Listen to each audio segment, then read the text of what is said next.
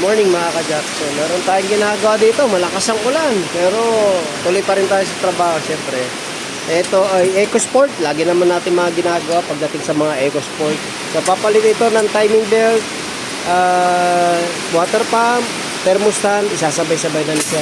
So, check natin mamaya kung ano itsura ng timing belt ng 100,000 kilometers.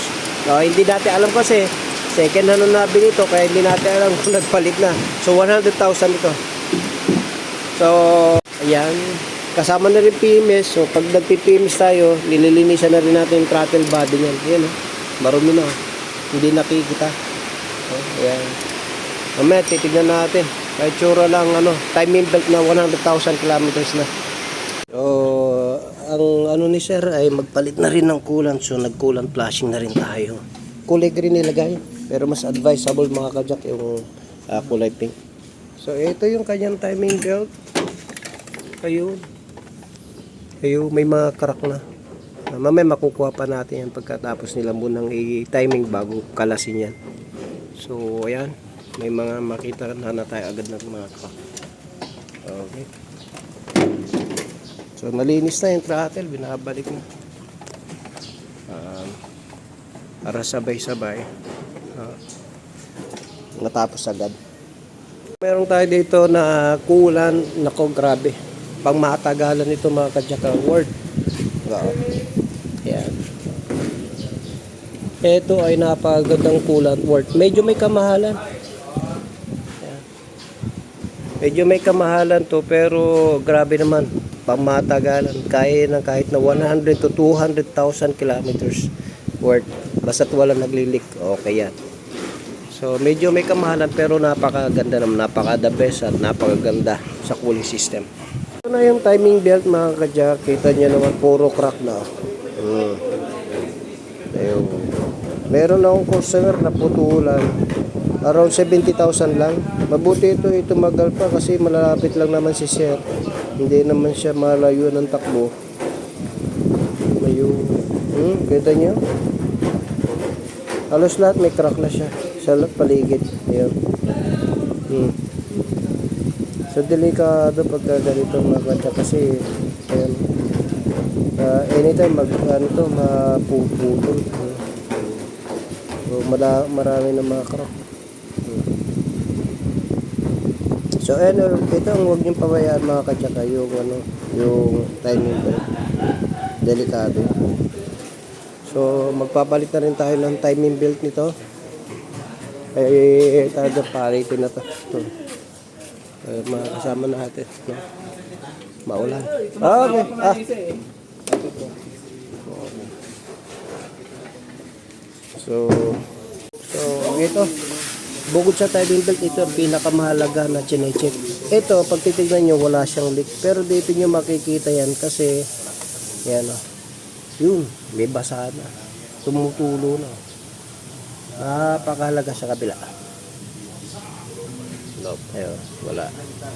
So, ibig sabihin, nag-umpisa na dito mag-leak yung ating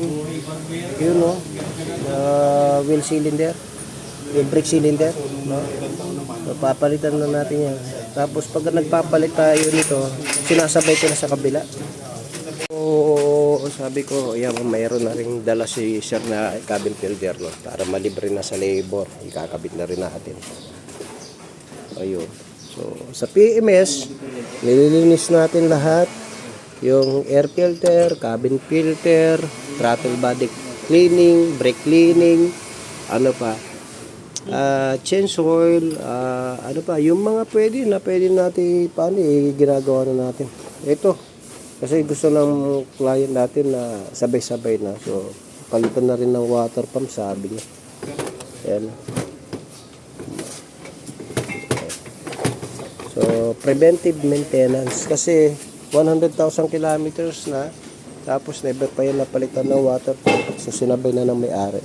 Ayan, na-sprayan na. Ganyan tayo mag-PMS, kasabay yung tinatawag na air filter. Nililinis natin lahat. So, ayan, naglalagay tayo ng timing tools mga ka-Jack. Pagka nagtatiming tayo, hindi basta-basta. So, ayan, ipalinisan, maigi. Kuha kayo ng gasolina. yung mga pangilalim para hindi bumagsak kasi dadalhin to ng may-ari sa LTO. At syempre iaangat yan, i-check. Ayan, para maayos na maayos. Sinabay na rin mga preno. Ayan. Para sa ganun, ayos na ayos. So, ayan mga kajack. Sinasabay na natin yan. Pagka tumagas yung kaliwa, sinasabay ko na, ina-advise ko sa may-ari. Kasi possible yan dahil sira ng kabila, katagalan na, masisira naman yung kabila. So, ganun din. Kaya, ginagawa ko, pinapasabay ko na rin para sa ganun, ayos na ayos.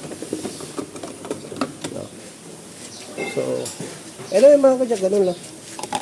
Napakahalaga na yung mga importante o yung mga dapat palitan ay palitan. So dito sa Jaco Portrait Auto Care, pag nag-PMS tayo, chinecheck po natin lahat. Chinecheck natin kasama yung linis ng throttle body, chinecheck natin lahat kung ano yung mga dapat palitan. Tapos ito ay manual transmission ng EcoSport, kaya meron din leak doon sa may shifter niya, bilihan na lang ng o-ring. Yun lang mga kadyak, no? So, hopefully, meron kayo natutunan. At mamaya, kung bakit din, ang nilalagay ko ay kulay pink na kulan. Especially ito yung kulan namin. Ay nako, itong work na ito. Yan. Medyo may ka-pricey siya, pero grabe, napakatagal at napakaganda sa cooling system. So, yun lang mga kadyak. Sana na-advisean kayo sa mga pinakita ko ngayon sa pag-vlog. Yung mahalagang bagay, yan ay huwag natin pabayaan. No? Timing belt, preno, huwag natin pabayaan. Kung may pumapatak na langis, syempre sa makina. Kung sa automatic, yun lang mga kadyak. So, ipacheck niyo po yung sasakyan. Kung meron kayo sasakyan at meron kayong naramdaman, meron kayong leak na nakikita, mas maganda po ipacheck nyo na sa mga mekaniko para ma-advisean po kayo paano yung gagawin. Jaco Portrait Auto Care, the shop that cares for your car. God bless you.